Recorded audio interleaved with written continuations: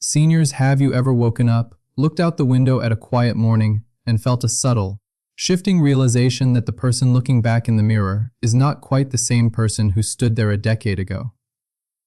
It isn't a feeling of sadness, or even a feeling of loss, but rather a quiet knowing that the rhythm of your life has changed, that the frantic drumbeat of your middle years has slowed into a steadier, deeper pulse that requires a new kind of listening.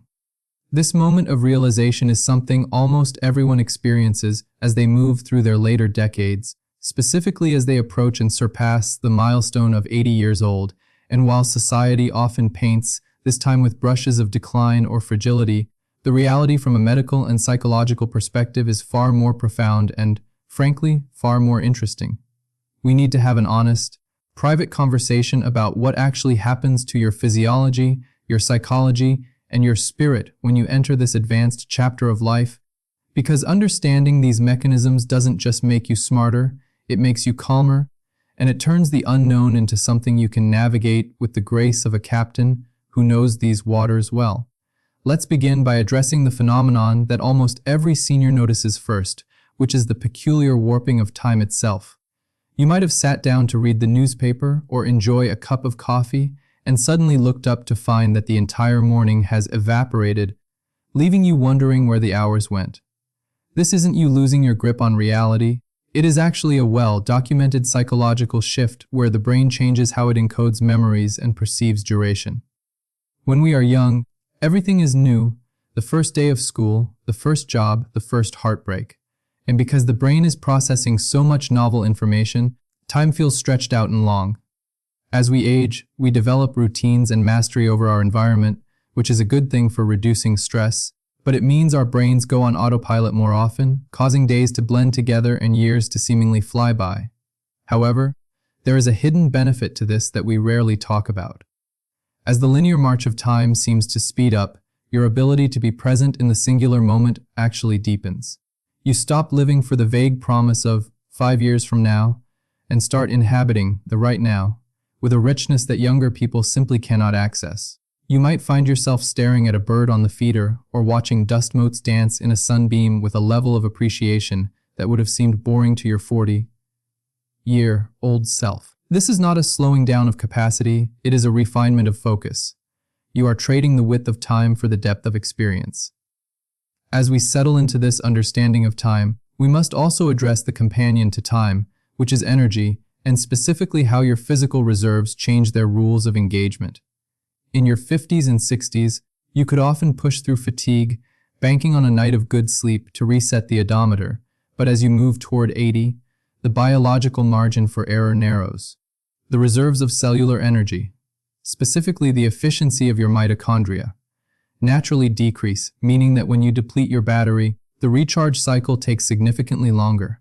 Now, the medical community used to treat this purely as a deficit, but if you look closer, you see that the body is actually teaching you a masterclass in economy. You develop what we might call Physio-Intelligence.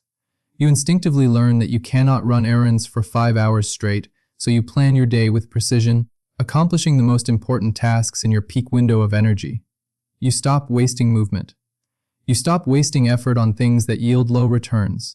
This is why you often see older craftsmen or artists working with such seemingly slow, deliberate movements, yet they finish the work with fewer mistakes and greater beauty than the apprentice who rushes.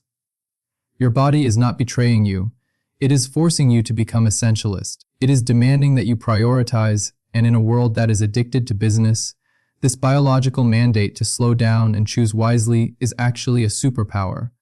It protects you from the burnout that plagues the rest of the populace. If you listen to this signal rather than fighting it with stimulants or frustration, you will find that you have plenty of energy for what truly matters, just none left over for what doesn't. This biological filtering process seamlessly bleeds into your emotional landscape, leading to one of the most liberating changes of aging, the dramatic drop in your tolerance for nonsense. You might have noticed that you no longer have the patience for drama, for circular arguments, or for trying to impress people who do not genuinely care about you. In your younger years, the social drive to fit in and build networks forced you to tolerate a high degree of social friction. But as the brain ages, there is a shift in the amygdala, the part of the brain that processes emotion. Studies suggest that older adults react less intensely to negative stimuli than younger adults do. It is almost as if your brain decides that it has processed enough stress for one lifetime and simply refuses to engage with more. This is often why you might find your social circle shrinking. It isn't that you are becoming anti-social, it is that you are becoming socially selective. You prefer a quiet, meaningful conversation with one trusted friend over a loud, chaotic party with 20 acquaintances. This pruning of your social tree is healthy. It lowers your cortisol levels, protects your heart health, and preserves your mental peace. You are not isolating, you are curating. You are building a sanctuary of peace around yourself, and that requires strong boundaries that you were likely afraid to set when you were younger. Now, we must navigate the sensitive topic of memory because this is where the shadow of fear often looms largest. It is true that the processing speed of the brain slows down.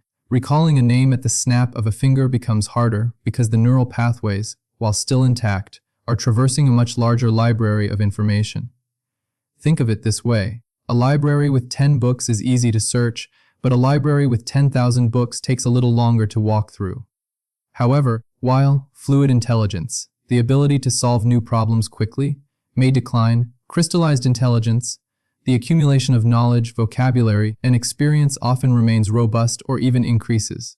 This is why you can remember the lyrics to a song from 1965 or the smell of your grandmother's kitchen with startling clarity. Your brain has shifted its priority from data retention to pattern recognition. You might forget where you put your glasses, but you can read a room or understand a complex human dynamic in seconds, seeing truths that younger people miss entirely. This is the transition from intelligence to wisdom. Intelligence is knowing how to do things, wisdom is knowing if they are worth doing at all. When you find yourself searching for a word, do not panic and label it as a failure. Give yourself the grace to pause. The word is there, and the pause itself is a claim to space and time that you have earned. As these physical and mental shifts occur, a profound change happens in what we value, a phenomenon sociologists often call gerotranscendence. It is a fancy word for a very simple, beautiful reality. The material world starts to lose its grip on you. The urge to accumulate, to buy the bigger car, to renovate the kitchen again, to climb the ladder, begins to fade, replaced by a desire for comfort, connection, and legacy. You might find that looking at your collection of things brings you less joy than a phone call from a grandchild or a quiet evening with a pet. This is not giving up, it is waking up. You start to realize that the stuff was always just a prop, and the play is actually about the actors and the feelings. This simplification brings a lightness to the spirit. Many people in their 80s report higher levels of life satisfaction than those in their 30s and 40s because they have stepped off the treadmill of expectation. You are no longer auditing your life against a checklist of what you should have achieved. You are simply living it. This is the stage where you can finally become who you actually are, rather than who the world told you to be. The masks fall off. If you want to wear comfortable shoes instead of fashionable ones, you do it. If you want to eat dessert first, you do it. The rigid social contracts that bound you for decades dissolve, leaving you with a sense of autonomy that is wildly freeing. And finally, we arrive at the horizon that gives all of this its perspective, the awareness of mortality.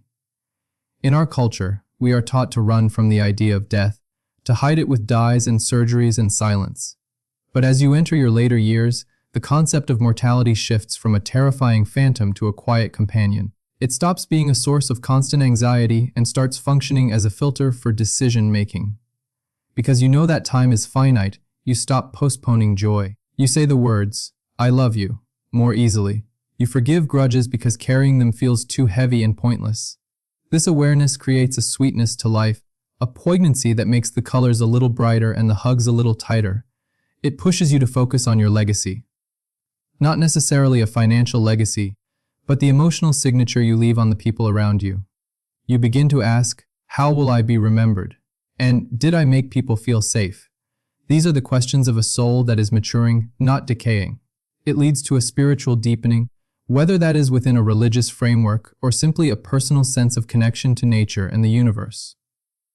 You realize you are part of a vast, continuing cycle, and that realization can bring a peace that is deeper than any sleep. So, how do we integrate all of this? How do you navigate these waters with the dignity we spoke of? The practical advice is simple but vital. First, respect your body's new rhythm. Do not fight the need for rest, honor it as a refueling strategy.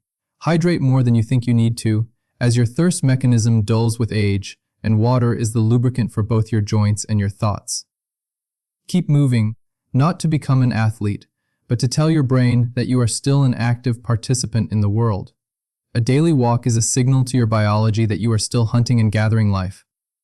Second, feed your mind with novelty.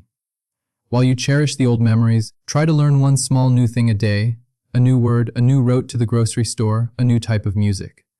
This keeps the neural pathways firing. Third, and perhaps most importantly, stop apologizing for aging. Do not apologize for your hearing, your speed, or your preferences. You have survived 100% of your bad days to get here. You represent a victory of survival and resilience. If you are feeling uncertainty about this stage of life, know that you are in good company, but also know that the fear is often largely smoke. The reality of being 80 is often much happier than the anticipation of it.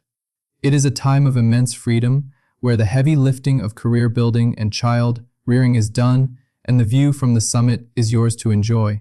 It is a time to be kind to yourself. You have spent decades taking care of others, worrying about deadlines, and meeting obligations. Now is the time to turn that nurturing inward. Listen to your body when it whispers, so it doesn't have to scream. Cherish the quiet. Embrace the slowness not as a weakness, but as a luxury you have finally earned. You are not fading away, you are becoming distilled into your purest form. The world needs the stability, the perspective, and the calmness that you possess. So, take a deep breath, look in that mirror again, and recognize the strength in those eyes. You are navigating the most advanced passage of human life, and you are doing it one day, one moment, and one breath at a time.